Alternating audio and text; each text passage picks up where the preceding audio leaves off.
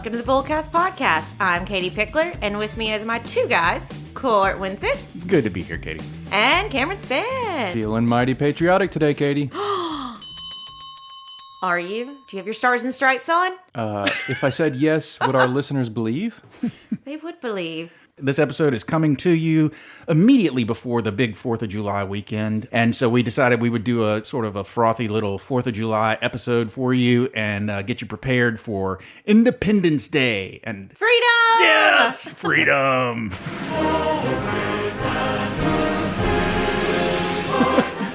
Of course, what goes along with 4th of July and 4th of July episodes, it would be... Hot dogs? Hot dog. I can't eat hot dogs, but yeah, hot dogs certainly. I'll eat your hot dogs. Actually, the other day, the first time I actually had somebody grill a hot dog, a turkey dog for me on the grill, and that made all the difference in the world. Turkey dogs have absolutely no flavor if you just cook one however you might cook it.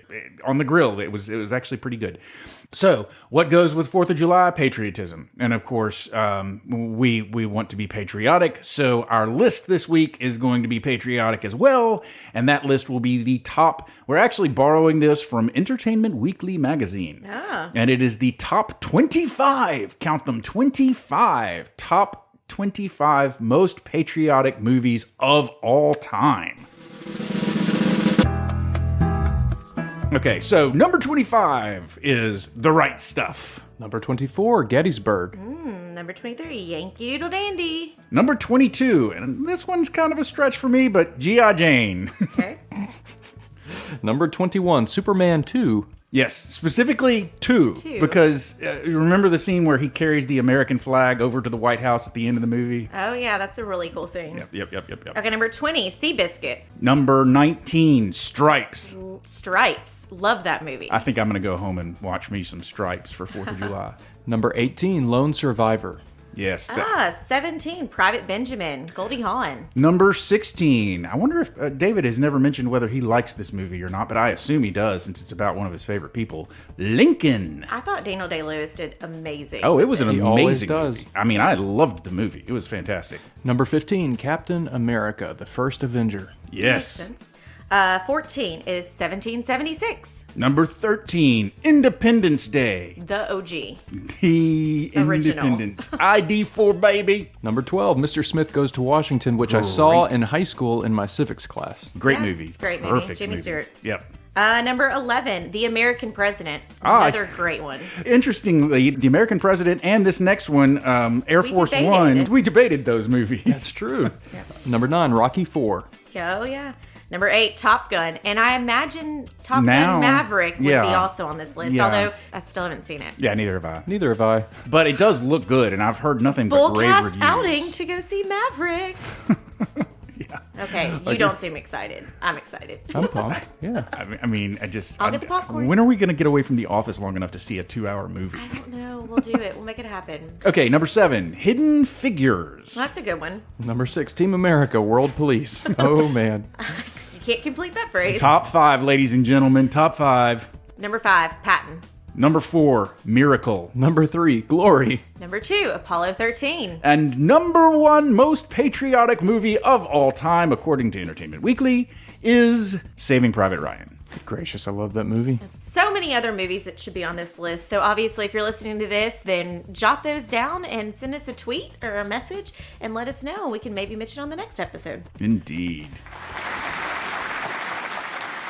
4th of July. Okay, so fun fact, the Continental Congress got together on July the 2nd and voted that we were going to become an independent nation. July the 4th was when everybody signed the Declaration of Independence, declaring officially and formally our independence from the United Kingdom, the Great Britain.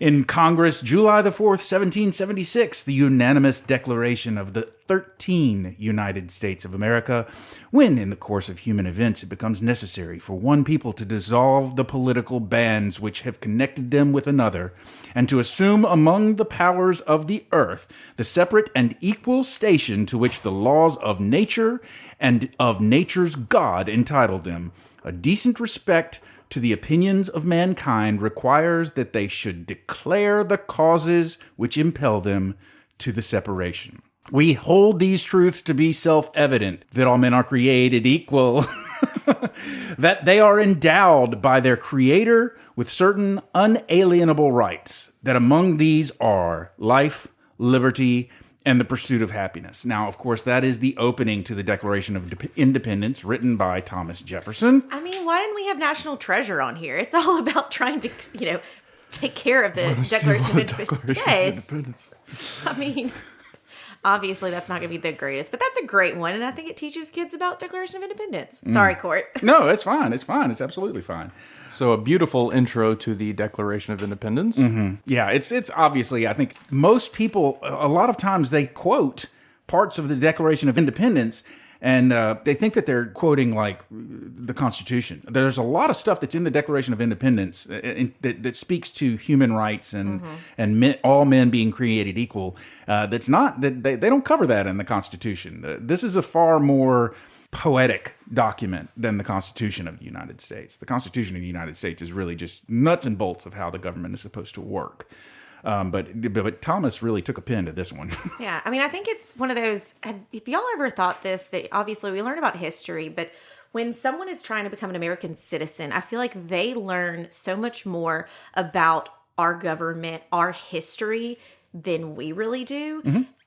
And that's very sad that maybe it's something, 4th of July is always about fireworks and cookouts and, different neighborhood celebrations and really honoring, military and all of that. But maybe it needs to be that we challenge ourselves to learn a little bit more about our history. Go and read the Declaration of Independence. Go and read the Constitution. Figure out actually how many branches of government we have. Like, answer some of these questions that these people who are trying to become citizens have to do. Mm-hmm. Yeah, I agree with that sort of mentality. I mean, I'm obviously a big fan of American history and very interested in it and in how our government works. Yeah. And I don't think it hurts you to know that kind of stuff. I kind of like that we're doing history, because y'all remember many moons ago that we'd have episodes and like I would do the history part of it. Katie's history lesson. Yeah, and that's kind of like gone away. But one of my favorite things, Katie and I took a trip to Philadelphia back in February. Yeah.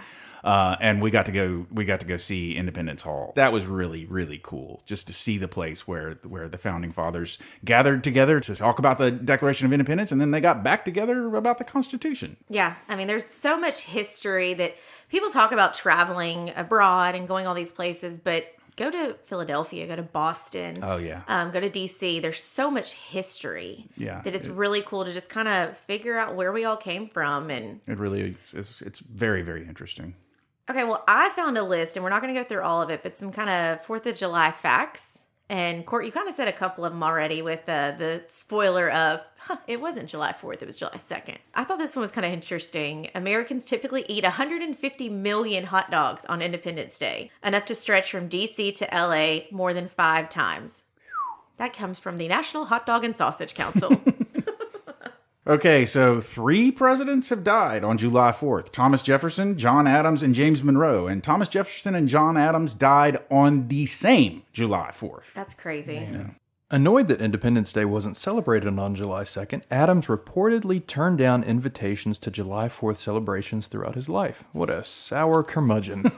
He wanted it to be the 2nd. And I get he that. insisted that it should be the 2nd. And I'm like, I actually, so here's a point that I would make to John Adams and to everybody else. So the American Revolution started actually officially, according to historical records, before July 4th. Mm-hmm. It started on April 1775 with the exchange of gunfire. The revolution, the war for our independence, ended well after July 4, 1776, on September 3rd of 1783 with the signing of the Treaty of Paris. So while July 4th is celebrated as Independence Day, that independence wasn't actually guaranteed until 1783 when we actually won the war. John Adams is being persnickety about July 2nd versus July 4th. When did they vote versus when was the document actually ratified or whatever. But, if we're going to be nitpicky, then hey, what about 1783 when we actually won the war? That seems like an Independence Day to me. Yeah, people like to debate. That's what it is. So Zachary Taylor wanted to be like the other three presidents that had died on July 4th, I guess, because he died in 1850 after eating spoiled fruit at a July 4th celebration. What a terrible way to go. That's bad. Spoiled fruit? Come on.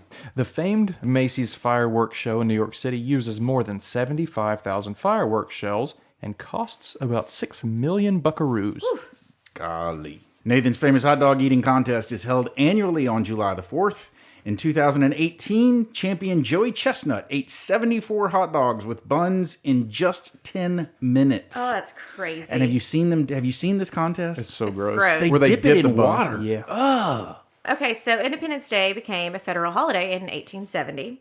As of 2016, July 4 was the #1 holiday for beer sales in the U.S. according to the National Beer Wholesalers Association. I believe that. Me too. We talked about our last episode about marketing and really trying to get to you, but you think about it, you're going to end up buying the beer that's got an American flag on it versus just a basic beer. Oh, of course. I mean, beers have really gotten very smart. I know Daniel was telling me that there is a Busch Light beer that is green and it supports the farmer. So of course you're going to buy it. You're supporting the farmer. So I feel like this July 4th, buy the beer that supports patriotism. So this next fact is interesting to me because it says in 1778, so this would have been during the war, George Washington gave his soldiers a double ration of rum to celebrate the July the 4th holiday. Ah. It's the reason I find that interesting is because some researching that I did said that Philadelphia, they actually celebrated the July the 4th holiday in Philadelphia the year after. So in 1777. So it was a thing early on, but it didn't become a regularly celebrated holiday according to the sources that I was reading until after the War of 1812 was over. So these early acknowledgments of July the 4th were sort of not the standard, not the norm. You know, if Court and I had been in Philadelphia during 4th of July time, then we would have been there to see the descendants of the signers of the Declaration of Independence tap the Liberty Bell 13 times in honor of the 13 original colonies. Oh, wow. That would have been... We were there for right before President's Day, and they were really prepping for things. But that would have been cool to see the descendants tapping it 13 times. Yeah, I would go back. I would go back to Philadelphia. Absolutely. Eating salmon is a July 4 tradition in parts of New England. Interesting. Obviously, fireworks, Cam, you kind of talked about that, but there's tons of fireworks all around 4th of July. I know a lot of people do 4th of July celebrations a couple of days before, a couple of days after. As you can imagine, 2020 really impacted a lot of the fireworks stands that you see popping up. And so the American Pyrotechnic Association asked for financial help from Congress to keep family-run firework businesses afloat because of COVID. Interesting. I wonder if Congress came through. Starting in 1818, new stars and stripes were added to the American flag each July 4th to make the creation of new states. The U.S. Flag Code offers guidelines for flying the flag on July 4th and every day. Yes, it is enshrined in the United States Code. Yeah, I mean, And the code states you are not allowed to wear American flags, but how many tank tops do you see with American flags on them? Well, that's like an official one. And so there's some fashion, Tabby, where people, you can tell, have taken a real American flag. And it's the same thing. If you're flying American flag in front of your house, if it starts to be tattered, you've got to take it down. And there's proper ways to dispose of it. You can't just throw it in the trash can. So if you fly it day and night, it is supposed to be lit. Lit, yes. And don't ask me why, I was reading the code recently, and you are actually allowed to burn the American flag in protest. It was a big hot topic, maybe during the civil rights or Vietnam, I can't remember, but yeah, I think in protest you were allowed to absolutely defile it, which is bizarre. I don't know how it's a constitutional right. It's a freedom of speech thing. Please It's don't protected burn by flags. it's protected by the First Amendment. Yes, I am not advocating for burning No, flags. do not do that. I'm just stating a random weird fact. But I've known, my dad is very good about making sure that my flag's always in tip-top shape. And I've heard of people that have actually gone to places if they've seen their flag is messed up and stopped by and said, hey, can I offer to switch out your flag for you? Think about it next time you see a flag flying. One World Trade Center in New York is 1776 feet tall. That's pretty interesting. Yeah. To mark the year the U.S. declared its independence from Britain. Have y'all been up there? Yeah. The views are phenomenal. Oh, yeah. I have actually not been to the top of that place. I haven't been there. You got a kid in New York. You got to go. Yeah. Well, Well, and I did like this one on this list. John Hancock has the largest signature on the Declaration of Independence. which makes sense when everyone's like, I need your John Hancock. Okay, so as the story goes, he was the first signer, and of course, everybody that was signing this, the reason everybody signed it is because they were pretty sure that they were going to be accused of treason and sedition and all other sorts of horrible things by the British government. So everybody was kind of scared to sign it. So it was like, okay, we're all going to sign it. And John Hancock went first and signed his name the largest because that way, he was like, okay, I'm going to do it, and there will be no question that I signed this document. Now everybody else follows suit. He wanted his name to be the first one that the king saw. Yeah. Very cool. Okay, here's some numbers for you. So 7.5 billion is the amount Americans plan to spend on the 4th of July food. We already talked about 150 million in hot dogs will be eaten. 1.4 plus billion is how much Americans plan to spend on 4th of July beer and wine. 80% share of community fireworks displays that were canceled in 2020 due to the pandemic. 1.5 billion estimated amount spent on fireworks in 2020. 6.7 million the value of American flags imported annually. I love that the American flag is imported. Imported, yes. 48 million number of people who traveled 50 plus miles from home for 4th of July. 700 million pounds of chicken purchased the weeks leading up to the 4th. Now, I will eat me some chicken. You got some chicken. I will eat me some chicken, that is for sure. So, fireworks and freedom, that's what America does on the 4th of July to celebrate the country's birthday, established with 56 founding fathers, pen stroked on the Declaration of Independence in 1776. We also eat a lot of hot dogs, obviously drink a lot of beer, shoot a lot of fireworks. Lots of injuries happen this weekend, too. I know hospitals really hate it. Oh, and, yeah, firework injuries Get are your fireworks. Get your first aid kit ready. Yeah, somebody's going to lose a hand. Don't do it, but somebody's going to. But, people are shelling out a lot of money for this. And, people like to go do fireworks. They go get food, go to the beach. Yes, we're excited. It's 4th of July weekend coming up. I also, was reading some articles and stuff, and 4th of July was about freedom. What perfect time for you to get financial freedom, right? Way to tie it in, Katie. Obviously, thinking back, we celebrate 4th of July because of independence more than 200 years ago. And it was no small task. Like, it took a lot for it to happen. And so when you're sitting there, the article I found talked about millennials. Guys, I don't know why the millennials are always picked on, but like millennials, Gen Zs, baby boomers, whatever it is, like if you're trying to get financial freedom, it's going to take some time. So don't beat yourself up about it. But this is a nice little thing of like, hey, let's start today. 4th of July, let's get some financial freedom. Because unfortunately, 1 in 4 young people between the ages of 21 and 34, they're still receiving support from their parents. And some of them are fine with that, actually. And you've got to figure out your groove. You may be fine with your parents supporting you, but you need to prepare because one day your parents may be like, nope. Yeah, you cut off.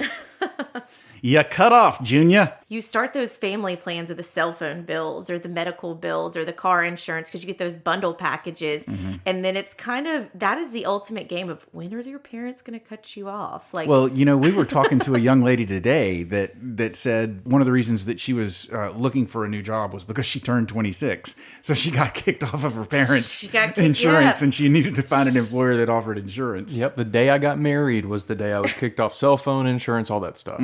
When Robin and I got married, I can't remember what all things I was on. Back in our day, I don't think we even had didn't even cell have phones. cars. We didn't even have health insurance. We didn't even have cell phones. So, but yeah, I'm pretty sure we were, by the time we got married, I'm pretty sure we got on Robin's health insurance and we got, some other things like that. So, yes, we're a financial podcast. We're hoping you're celebrating 4th of July, but this is, an opportunity that the land of the free, home of the brave. Don't you want to be on, your own land, your own freedom, and take control of your finances and not be dependent on someone else? Because usually that doesn't work out in the long run. It's, at some point your parents or whoever's helping you out is going to end up not wanting to still support somebody else. So there's steps that you can take. 53% of adults responded that their households did not have emergency savings accounts. We've talked about that to death. Being prepared for an emergency fund. If you are given an opportunity that your parents are fine with you living at home, then maybe keep squirreling away your pennies and keep milking mom and dad for as long as you can while you're saving up to then move out. Don't listen to them kids. Don't listen to what she's saying. Get off mom and dad's tab. Embrace the freedom of living with a budget. Yes. Of course. I mean, this is like our greatest hits, you know. Is. And so obviously I think that particular suggestion is made tongue in cheek because obviously a budget does limit you somehow, but in a way it kind of gives you freedom because it absolutely does. I was talking to somebody earlier and she wrote on a profile we gave her that she wants help with the budget and she wants to start saving. And we said, well, it looks like you've got adequate level of cash. It looks like you've got your bills covered. And she goes, yeah, but I like to spend. And so you get financial freedom by us setting a budget with you and you giving that power of this is how much money you can spend on frivolous stuff. This is how much money you can spend on this. This is how much you should be saving. So in a way, it kind of is freeing because you're not having to worry about it. It's already figured out for you. Embrace the freedom. Embrace the freedom. And while you're at it, declare your independence from debt. But remember, go back to our episodes. There's a difference between good debt and bad debt. Yeah. You don't need to rush and take that bonus check and pay more towards your house or pay more towards a low interest rate car loan or something like that. There is good debt and there is bad debt. It's actually, you know what's funny? Again, back to that Philadelphia trip. I was in an Uber to the airport, and my Uber driver was talking about how he really didn't want to take on any debt. And he said it a couple of times, and it came out finally that he was a big fan of David Ramsey. And I was like, yeah, you know, our philosophy is a little bit different than Dave Ramsey's. We're not quite as strict about the whole debt thing. You just have to know what kind, you know, you have to be in control of it. But I guess for a lot of people, you need to learn that Dave takes the approach that basically no debt is the way to go. I think probably at least in part because people need to learn that self-control. Yeah, you know, you've got to have self-control. Yeah. Not everyone can handle debt. Right. And so if you're able to responsibly manage your debt, then you maybe once you are debt free, then you maybe can start adding a little bit of debt back on, the good kind of debt. You know, get yourself a mortgage, get yourself a house. Yeah. Okay, the other one is, you know, like those men sitting there signing that document so many years ago, they were thinking about a future. So you should invest in a brighter future. Think about the future. Don't just think about the now. Yeah, Make a difference. I've been thinking about the future a lot lately. I'm like, I'll turn 50 in the next year or so. You know, a little bit more than a year away, I'll turn 50. And I've been constantly, for as many years as I can remember, joking that I would never retire until I was 70. And I'm like, I'm turning 50, and that means I'm still going to have 20 more years before I can retire. It's like, I wish I had started planning for my future a little sooner. If you do a financial plan with us, then we can tell you what you need to do in order for you to be able to retire sooner.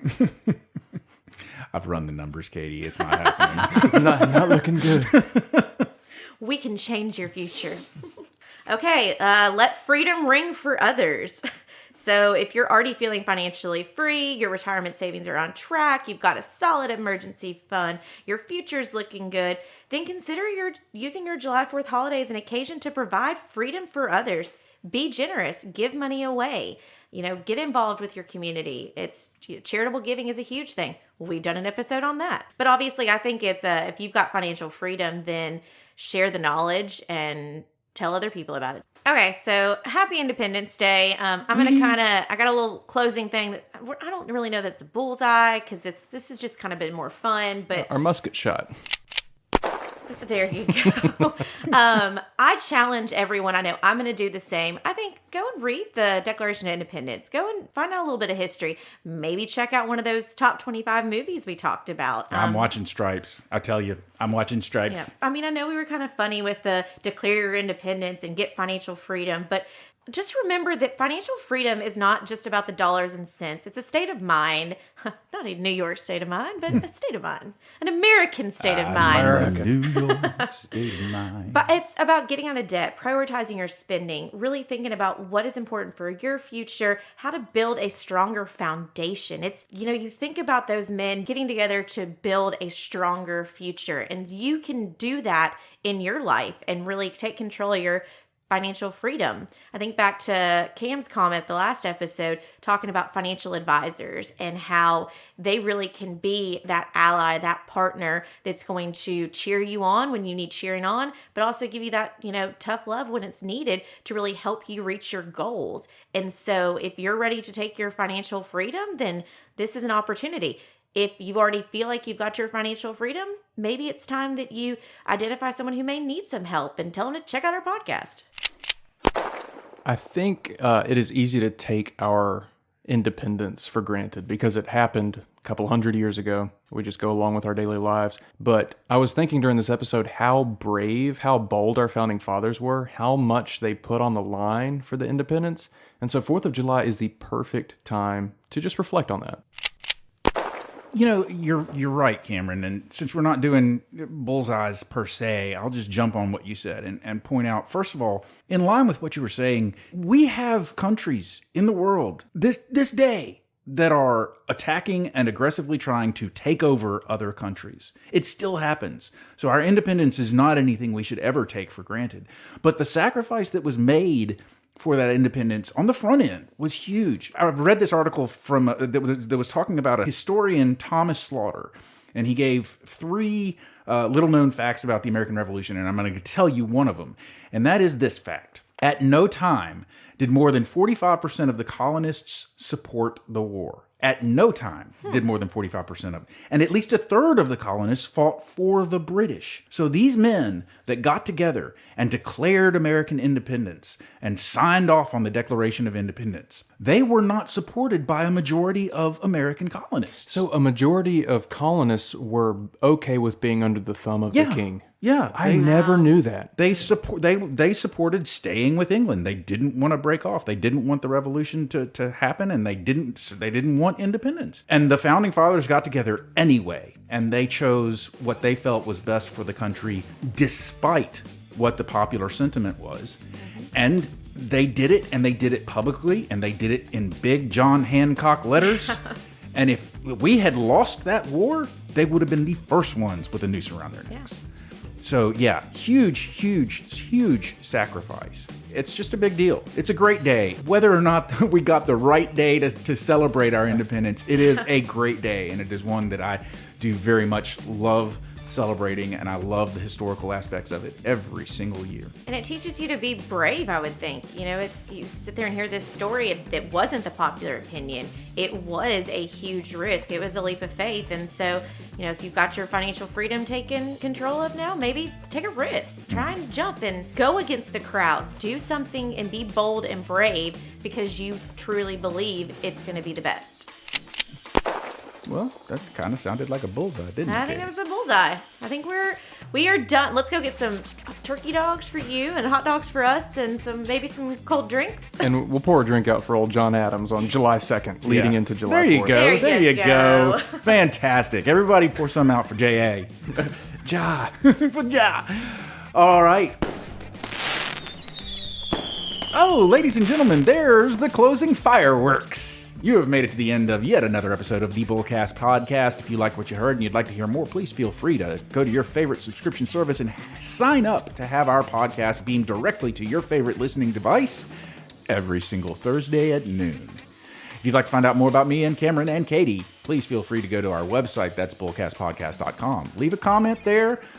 Suggest a topic if you want to. We will be happy to pick up anything you're throwing down.